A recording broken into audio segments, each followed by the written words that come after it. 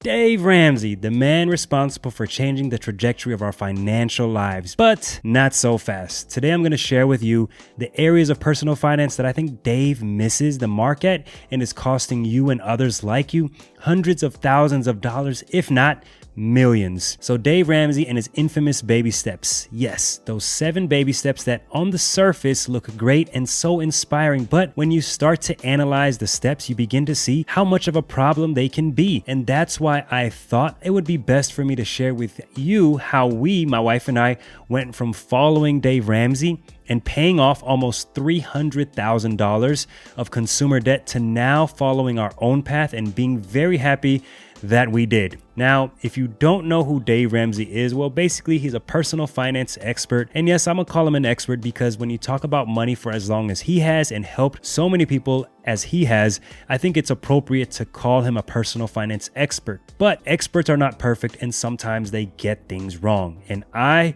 like so many other Dave Ramsey enthusiasts, have learned this when we've tried to talk to other people about money, like family and friends. And let me say, this is a mistake altogether in the first place. Never tell your friends or family how they should handle their money. Let them come to you before you try to talk to them about money. So back to Dave Ramsey, as a general how-to and starting the journey to financial freedom, I think he does it better than most. But after baby step 2 of 7, paying off your consumer debt, we ended up finding out that going our own way was best for us. And let's be clear, the debt snowball method, I think, is the best method of paying down debt. However, it's not the only method to pay down debt. So there's also the debt avalanche that tackles the balance of paying off the highest interest rate first, which could prove to be best for you, which could prove to be a better way for you to pay down your debt. And I think that's the point. You have to find what's best for you. There is no cookie cutter method into getting on that journey to financial freedom. And this brings me to the next main issue that I have with Dave Ramsey, and that's his push for investing 15% of household income. He talks about investing in mutual funds with good track records, but fails in a major way to mention one important detail, and that is to not invest in mutual funds with high fees. And the important takeaway is that mutual funds are typically good investments. However, more specifically, you want to be looking at low-cost, broad-based index funds. These are way better than these mutual funds with crazy high fees. And I mean, you want better, right? You want the best. When you're talking to a financial advisor or you're doing this yourself, like I have successfully for the last 12 years, you have to remember it's just not enough to accept Dave Ramsey's philosophy of investing, or even mine or anyone else's for that matter. You got to do your homework. When I did my research, when I did my homework around investment fees, it was unbelievable what I found. There's so much more money that you can earn for retirement by saving 0.5%. Some of you could save 2% on fees, and that could be the difference between you having $1 million in retirement versus $600,000 in retirement.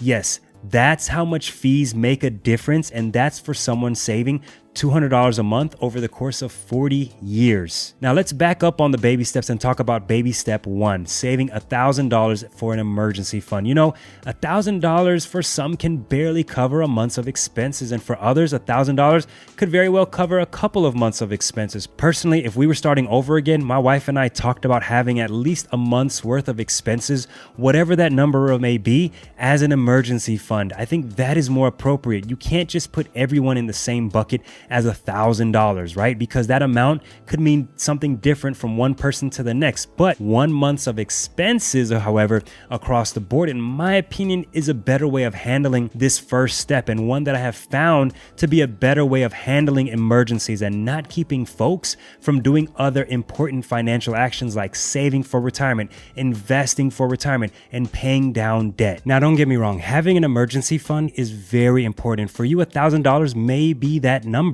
but $1,000 is not a blanket number for everyone. That's why I go with 1 month of expenses as you start out. And I understand there is a psychological and emotional accomplishment of saving $1,000 for some people who have never done that before. But more so, I think the mindset should be, do I have enough to cover 1 month of expenses, and have it parked somewhere like a high yield savings account as you begin to pay down debt, as you begin to start saving for retirement. This comes back to finding what's best for you and your situation. situation. And to be honest, I think the ultimate goal would be to have 1 to 2 years of savings stashed away, maybe 3, but that's for much later down the path of financial freedom, and we'll definitely be covering that more in detail at a later time. Now, as we begin to get into the other parts of his baby steps, I want to share with you what we learned and where we plan to take the next part of our financial freedom journey. I do think paying off debt as quickly as you can is important, but not everyone can do this, and not everyone should do this. For some, this part of your financial freedom journey could take 2 to 3 years. For others,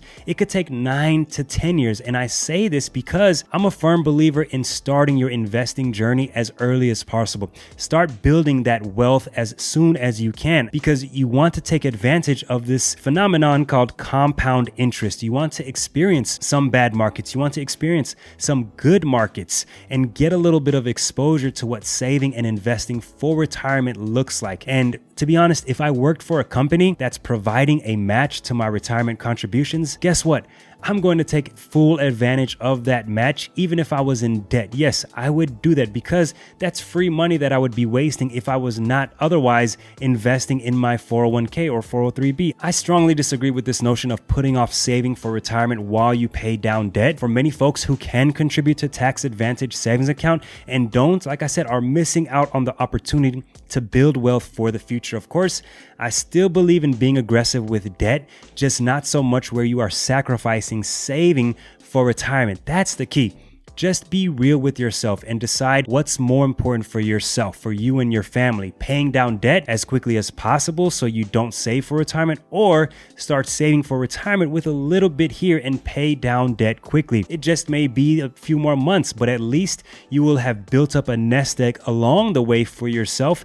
That compound interest has started already to work for you, not against you. All in all, I don't think you can go wrong if you're starting your financial freedom journey by checking out Dave Ramsey's baby steps, checking out Financial Peace University. Check out his book, The Total Money Makeover. I read this book in 5 days, and I'm telling you, it is very inspiring. It is very challenging and good for people who are just starting their journey. But I would be more open-minded to other personal finance experts who have challenged me and my wife and who have helped us take our financial freedom journey to the next level, a level I'm not so confident we would be on if we were stuck with the baby steps.